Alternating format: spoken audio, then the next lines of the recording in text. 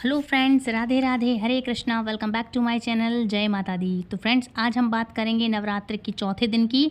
उसके बाद हम बात करेंगे कूष्मांडा माँ की पूरी संपूर्ण जानकारी के बारे में, विधि के बारे में, पूजा मंत्र के बारे में, माँ का प्रिय भोग क्या है ये भी आपको बताऊंगी।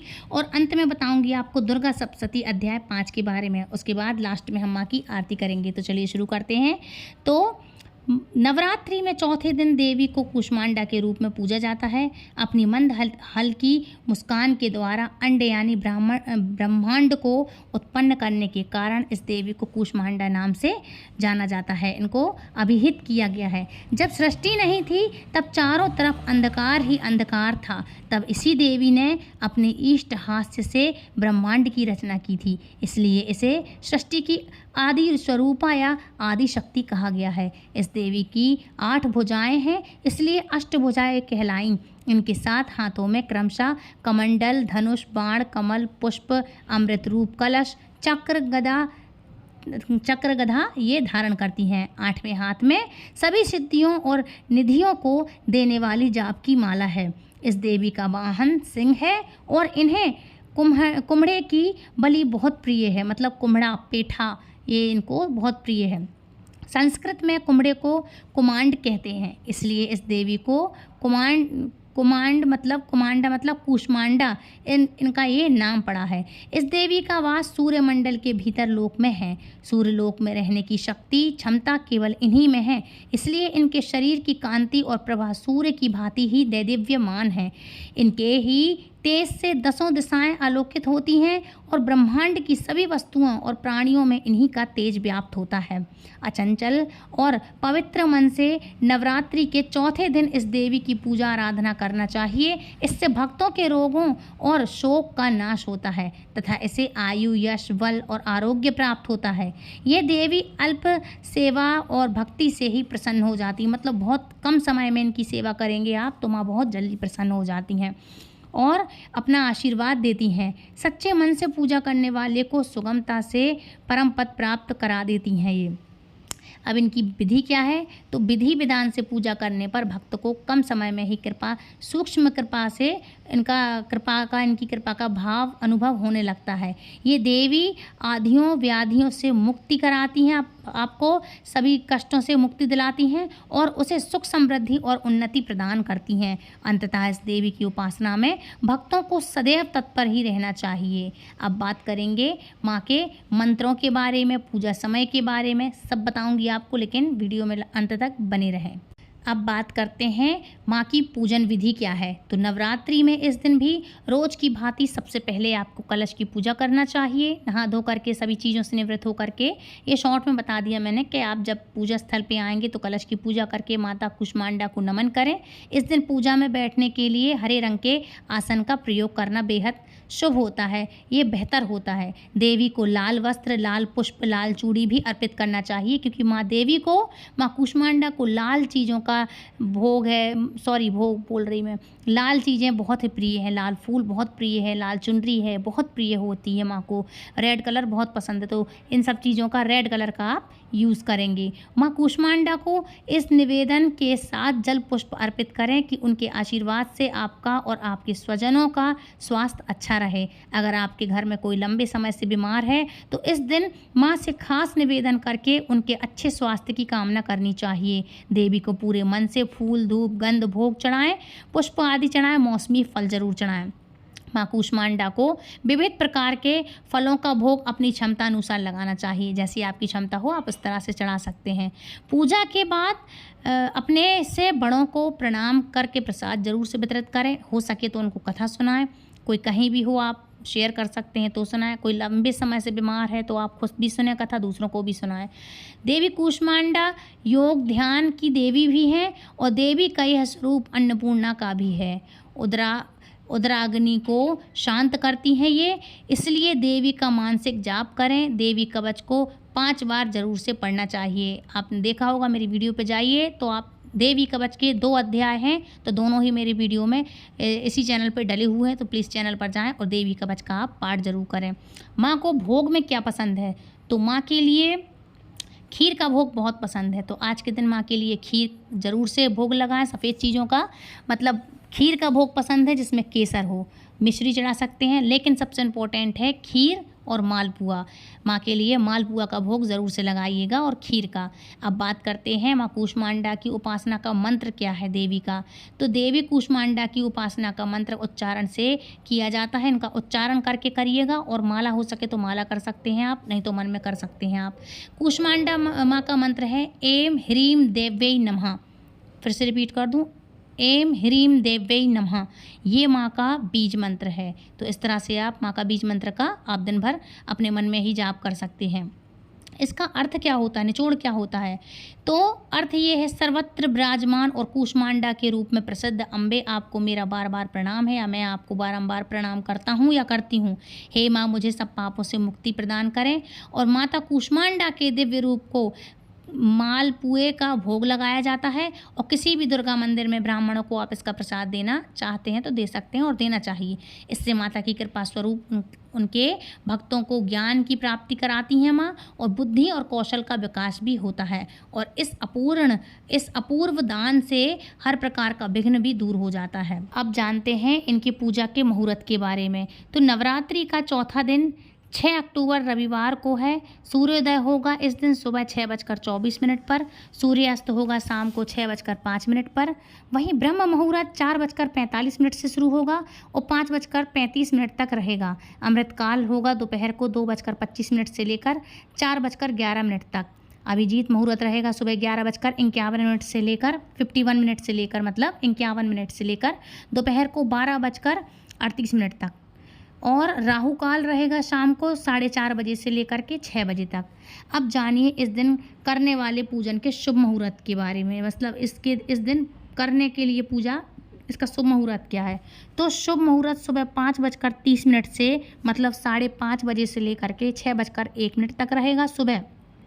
शाम की पूजा का शुभ मुहूर्त रहेगा 6:01 से लेकर 7:15 तक। और गोधूली बेला का मुहूर्त रहेगा सुबह के 6 बजे से लेकर 1 मिनट तक। और 6:01 से लेकर 6:02 तक गोधूली बेला का मुहूर्त रहेगा। पौराणिक मान्यता के मुताबिक माँ कूष्मांडा से तात्पर्य है कुम्हड़ा। कहा जाता है कि संसार में दैत्यों के अत्याचार से मुक्त कराने हेतु माँ दुर्गा ने कूष्मांडा का अवतार लिया था। इस देवी का वाहन सिंह है, और संस्कृत में कुम्हड़ा को कूष्मांड कहते ही हैं, इसलिए इस देवी को कूष्मांडा नाम से जाना जाता है। अब बात करें माँ के मंत्र के बारे में। तो माँ का मंत्र है, या देवी सर्वभूतेषु माँ कूष्मांडा रूपेण संस्थिता, नमस्तस्यै नमस्तस्यै नमस्तस्यै नमो नमः। तो इस तरह से आप मंत्र जाप कर लीजिएगा। तो ये थी आज की वीडियो, आई होप आपको पसंद आई होगी। तो अब बात करेंगे हम दुर्गा सप्तशती के अध्याय 5 के बारे में। इसके बाद माँ की आरती करेंगे, तो बने रहे, ध्यान से सुने। दुर्गा सप्तशती अध्याय 5। तो शुरू करते हैं। तो 5वां अध्याय इस प्रकार है कि ऋषि ने आगे कहना प्रारंभ किया। प्राचीन काल में शुंभ और निशुंभ नामक महाबलवान दानवों ने बलमद से गर्वित होकर इंद्रासन को अपने अधीनस्थ कर लिया, और उन दानवों ने सूर्य, चंद्र, कुबेर, यम, वरुण आदि देवताओं के अधिकारों को छीन लिया। उन दोनों ने अग्नि और वायु को भी अपदस्थ कर दिया, अर्थात उन दोनों भाइयों ने संपूर्ण स्वर्गलोक को हस्तगत कर वहाँ से देवों को खदेड़ दिया। उन दोनों राक्षसों से पराजित तथा अपमानित होकर सभी देवों ने अपराजिता देवी का ध्यान किया। पूर्व काल में जगदम्बा द्वारा देवों को वर प्राप्त था कि जब भी उन पर किसी प्रकार का संकट उपस्थित होगा, तभी देवी की आराधना द्वारा उनका संकट दूर हो जाएगा। ऐसा सोचकर सभी देवता हिमालय पर्वत पर जाकर भगवती विष्णु माया की स्तुति करने लगे। देवताओं ने कहा, देवी को नमस्कार है, महादेवी शिवा को हम सभी का प्रणाम है, प्रकृति एवं भद्रा को नमस्कार है। हम लोग नियम पूर्वक जननी जगदम्बा की वंदना करते हैं। रौद्र, नित्या, गौरी एवं धात्री देवी को मेरा बारंबार नमस्कार है। ज्योत्सनामयी, चंद्र रूपिणी तथा सुख स्वरूपिणी देवी को मेरी सतत वंदना है। शरणागत उत्पन्न शरणा उत्पन्न के लिए कल्याणमयी, विंध्यकारी, वृद्धिकारी एवं सिद्धि स्वरूपिणी देवी को हम सब लोग बार बार प्रणाम करते हैं। नैतिक मतलब दानवों की लक्ष्मी, राजाओं की लक्ष्मी तथा सर्वाणी स्वरूपिणी जगदम्बा को हम सब नतमस्तक होकर अभिवादन करते हैं। दुर्गा संकट हरणी, सर्वसारभूता, सर्वकारिणी ख्याति कृष्णा और धूम्रा देवी को मेरा सदैव नमस्कार है। अत्यंत सौम्य एवं अत्यंत रौद्र देवी को हम सब 100 बार नमस्कार करते हैं। संपूर्ण प्राणियों में विष्णु माया के नाम से अभिहित देवी की मैं सतत वंदना करता हूँ। समस्त जीवों में चेतना नाम से युक्त देवी का मैं अभिवादन करता हूँ। सभी प्राणियों में बुद्धि रूप में अवस्थित देवी को मेरा प्रणाम है। समस्त जीवों में निद्रा रूप में स्थित देवी की मैं वंदना करता हूँ। सभी जीवों में क्षुधा रूप में विद्यमान देवी को मेरा अभिवादन है। सभी जीवों में छाया रूप में स्थित देवी को मैं नमस्कार करता हूँ। जो सभी प्राणियों में शक्ति, तृष्णा एवं शांति रूप में अवस्थित हैं, उन देवी का मैं बारंबार अभिवादन करता हूँ। सभी जीवों में जाति तथा लज्जा रूप में विद्यमान रहने वाली देवी को मैं नमस्कार करता हूँ। सभी जीवधारियों में शांति, श्रद्धा एवं कांति रूप में अवस्थित देवी को मैं नमस्कार करता हूँ। जो देवी सभी लोगों में लक्ष्मी रूप में अधिष्ठित हैं, उनको मेरा नमस्कार है। सभी जीवधारियों में जिनकी स्थिति, वृत्ति तथा स्मृति रूप में है, उन देवी का मैं अभिवादन करता हूँ। सभी में परिव्याप्त रहने वाली देवी को मेरा नमस्कार है। इस सृष्टि में जिनकी स्थिति मात्र तथा भ्रांति रूप में है, उन देवी को मेरा प्रणाम है। सभी प्राणियों में व्याप्त इंद्रियों की अधिष्ठात्री देवी को मैं नमस्कार करता हूँ। जिनकी व्याप्ति इस सृष्टि में चैतन्य रूप से है, उन देवी को मेरा नमस्कार है। प्राचीन काल में अपनी इष्ट सिद्ध के लिए देवों ने जिनकी स्तुति की थी तथा चिरकाल तक देवराज इंद्र ने जिनका सेवन किया, वह कल्याणदात्री ईश्वरी हमारा हित एवं मंगल करें तथा मेरे पर आई हुई विपत्तियों का निवारण करें। इस समय दैत्यों के अनाचार से पीड़ित होकर हम सभी देवता जिन परमेश्वरी को प्रणाम करते हैं तथा जो व्यक्तियों द्वारा श्रद्धान्वित होकर स्मरण करने से उनके समस्त संकटों का निवारण करती हैं, वे ही जगदम्बा मेरे कष्टों को भी दूर करें। इसके बाद ऋषि ने कहा, हे राजन, देवताओं द्वारा जिस समय वहाँ स्तुति पाठ हो रहा था, उसी समय पार्वती जी वहाँ गंगा स्नानार्थ पदार्पण किया। गंगा जी के पास जाकर स्नान किया और पदार्पण किया। मनोहारी भ्रकुटि से युक्त उन भगवती पार्वती ने देवताओं से पूछा, आप लोग यहाँ पर किसका स्तुति गान कर रहे हैं? तब उन्हीं के शरीर क्रोध कोश से तब माँ पार्वती के ही शरीर के कोश से निर्गत शिवा देवी ने उत्तर दिया, ये सभी देव युद्ध में शुंभ निशुंभ नामक दैत्यों से अपमानित एवं पराजित होकर मेरी ही स्तुति कर रहे हैं। पार्वती जी के शरीर कोश से ही अंबिका देवी की उत्पत्ति हुई है, इसलिए वे त्रिलोक्य में कौशिकी नाम से भी संबोधित की जाती हैं। माता कौशिकी की उत्पत्ति के बाद पार्वती जी के शरीर का रंग काला पड़ गया, इसलिए वे हिमालय पर निवास करने वाली कालिका देवी नाम से प्रसिद्ध हुईं। तदंतर शुंभ निशुंभ के अनुचर चंड मुंड ने आकर परम मुग्ध कारिणी रूप वाली अंबिका देवी को देखा। देवी का अवलोकन करने के बाद उन्होंने शुंभ दैत्य से जाकर कहा, महाराज, मैंने हिमालय पर्वत पर एक अति सुंदरी स्त्री को देखा है। उसकी कांति से हिमालय आलोकित हो रहा है। वैसे अनिग्ध सुंदरी को अब तक कभी किसी ने नहीं देखा होगा। ये दानवराज, आप पता लगाकर उस स्त्री को ग्रहण कर लीजिए। उस स्त्री के समस्त अंगों की शोभा वर्णातीत है और अपनी अंग प्रभा से अपने अंगों की प्रभा से ही वह संपूर्ण दिगंतों को प्रकाशित कर रही है। अभी तक वह हिमालय पर ही विद्यमान है। आप चलकर उसे स्वयं अपनी आंखों से देख सकते हैं। इस समय आपके आवास स्थान में सभी अमूल्य रत्न, हाथी, घोड़े आदि शोभतमान हो रहे हैं। आपने ही इंद्र से ऐरावत, पारिजात वृक्ष एवं अश्वों में श्रेष्ठ उच्च श्रवा नामक घोड़ा छीन लिया था। इसके अतिरिक्त हंसों से जुता हुआ ब्रह्मा जी का रत्न जड़ित विमान भी आपके यहाँ रखा हुआ है। आपने कुबेर से महापद्म नामक निधि भी हरण करके अपने पास रख लिया है। समुद्र ने केसरों से सुगंधित अपना किंजलकिनी नामक माला आपके हाथों में सहर्ष समर्पित कर दी है, जिसके कमल सदैव हरे भरे बने रहते हैं।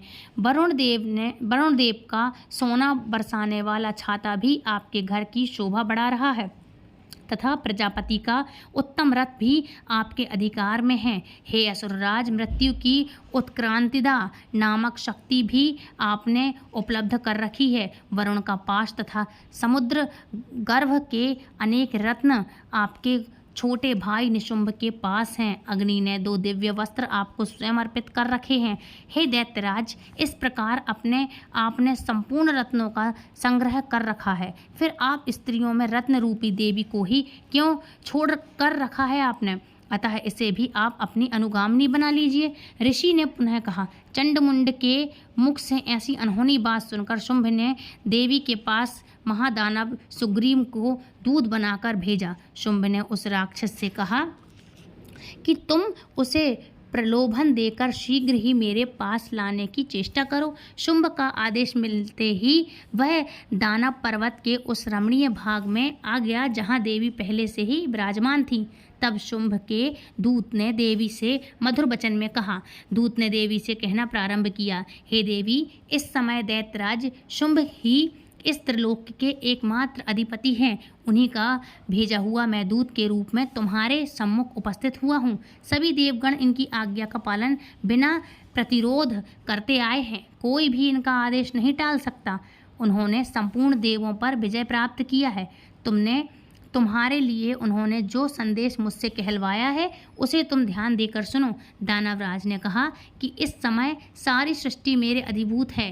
देवता भी मेरी बात का उल्लंघन नहीं कर सकते। संपूर्ण यज्ञों का ही मैं पृथक पृथक रूप में भोगता हूँ। त्रिलोकी के समस्त श्रेष्ठतम रत्न मेरे ही पास उपलब्ध हैं। देवराज इंद्र का सर्वश्रेष्ठ वाहन ऐरावत भी मेरे पास है। क्षीण सागर के मंथन काल में प्रति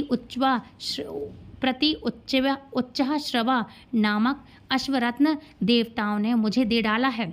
इसके अतिरिक्त नागों, गंधर्वों या देवों के पास जितने अमूल्य निधि थे वे सभी मेरे अधीन हैं। हे देवी, हम लोग तुम्हें नारियों में रत्न मानते हैं, अतः हम तुम्हारे पास इसलिए तुम हमारे पास चली आओ, क्योंकि उन दुर्लभ वस्तुओं का उपभोग करने वाला एकमात्र मैं ही हूँ। हे चंचलाक्षी, तुम मेरे महाबलवान भाई निशुंभ के पास रहकर सुर दुर्लभ सुखों का उपभोग करो, क्योंकि तुम रत्न रूपा हो। मेरा वर्ण करके ही तुम अतुल संपत्ति की अधीश्वरी बन सकती हो।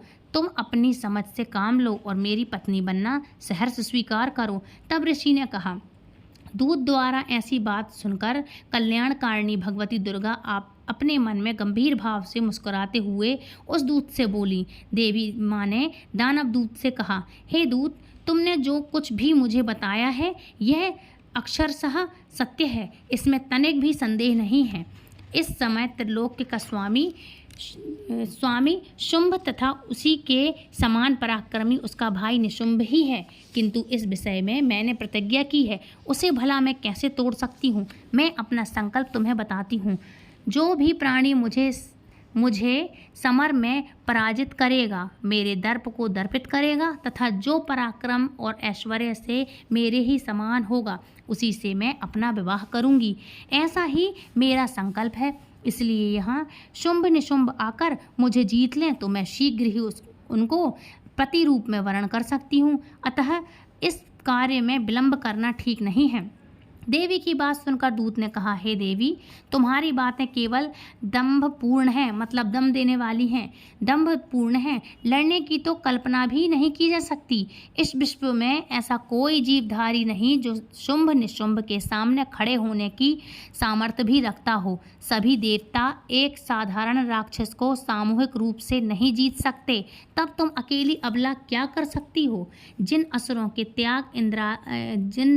के आगे इंद्रादिक देवता भी नतमस्तक हो गए, उनके सामने तुम एकांकी क्या कर सकती हो? मेरी बात मान लेने में ही तुम्हारा हित है, अतः तुम मेरे साथ चली चलो, अन्यथा हमको तुम्हें बलात् ले जाना पड़ेगा, मतलब ज़बरदस्ती ले जाना पड़ेगा। तब तुम्हारी मर्यादा कहाँ रहेगी? दूत की बात सुनकर देवी ने कहा, तुम्हारा कहना ठीक है, परंतु मैं अपनी प्रतिज्ञा के कारण विवश हूँ। मैंने बिना सोचे समझे ही ऐसी प्रतिज्ञा कर ली थी, अब उसे कैसे छोड़ दूँ? इसलिए तुम अपने स्वामी से मेरी बातें समझाकर कहो, उसके बाद वे जैसा उचित समझेंगे वैसा ही करेंगे। तो माँ ने इतना अपना मैसेज था जो शुंभ निशुंभ के दूत को बता दिया। अब इसके आगे की कथा नेक्स्ट अध्याय में सुनूंगी। तो अब बात करते हैं इसकी आरती के बारे में। तो चलिए आरती करते हैं शुरू। जय माँ कूष्मांडा देवी की जय हो। माँ कूष्मांडा की आरती। कूष्मांडा जय जग सुखदानी, मुझ पर दया करो महारानी। पिंगला ज्वाला मुखी निराली, शंकावरी माँ भोली भाली। लाखों नाम निराले तेरे, भक्त कई मत वाले तेरे भीमा पर्वत है तेरा डेरा। स्वीकार करो प्रणाम ये मेरा। सबकी सुनती हो जगदम्बे, सुख पहुँचाती हो माँ अम्बे। तेरे दर्शन का मैं प्यासा, पूर्ण कर दो मेरी हर आशा। माँ के मन में ममता भरी, क्यों ना सुनेगी अजय हमारी। तेरे दर पर किया है डेरा, दूर करो माँ संकट मेरा। मेरे कारज पूरे कर दो, मेरे तुम भंडारे भर दो। तेरा दास तुझे ही ध्याए, भक्त तेरे दर शीश झुकाए। बोलो कूष्मांडा माँ की जय हो। कर्पूर गौरम करुणावतारम, संसार सारम भुजगेंद्रहारम। सदा वसंतम हृदयालविंदे, भवम भवामी सहितम नमामि। मंदारमाला कुलिताय काले, कपालमाला संशेखराय। दिगंबराय च दिगंबराय, ओम नमः शिवाय च नमः शिवाय। त्वमेव माता च पिता त्वमेव बंधु च सखा त्वमेव विद्या द्रविणं त्वमेव सर्वं मम देवदेव। गुरु ब्रह्मा गुरु विष्णु गुरुदेवो महेश्वरा, गुरु साक्षात् परम ब्रह्मा, तस्मै श्री गुरुवे नमः। बोलो कूष्मांडा मैया की जय हो। तो फ्रेंड्स, ये थी आज की वीडियो। यदि आपको आज की वीडियो पसंद आई, आज का अध्याय पसंद आया है, तो प्लीज़ दूसरों तक शेयर ज़रूर कीजिए। और यदि कोई लंबे समय से बीमार है, दुखी है, जो नहीं चल फिर सकता है, तो आप खुद भी इन सब चीज़ों को सुनें और औरों को भी सुनाएं और दूसरों तक शेयर ज़रूर करें, ताकि दूसरे लोग भी इन सब चीज़ों का बेनिफिट उठा सकें। आपके फ्रेंड्स, फैमिली, मित्र, रिश्तेदार जो कोई भी हैं जिनसे आप प्रेम करते हैं, उनको आप ये ज़रूर से भेजें कि दूसरे भी इन सब चीज़ों का बेनिफिट उठा सकें, क्योंकि ये सब चीज़ें काल्पनिक नहीं है, ये इतिहास की सत्य घटनाएं हैं, ये सत्य घटना पर आधारित हैं। तो फ्रेंड्स, मिलती हूँ नेक्स्ट वीडियो में। तब तक के लिए राधे राधे, हरे कृष्णा, जय माता दी।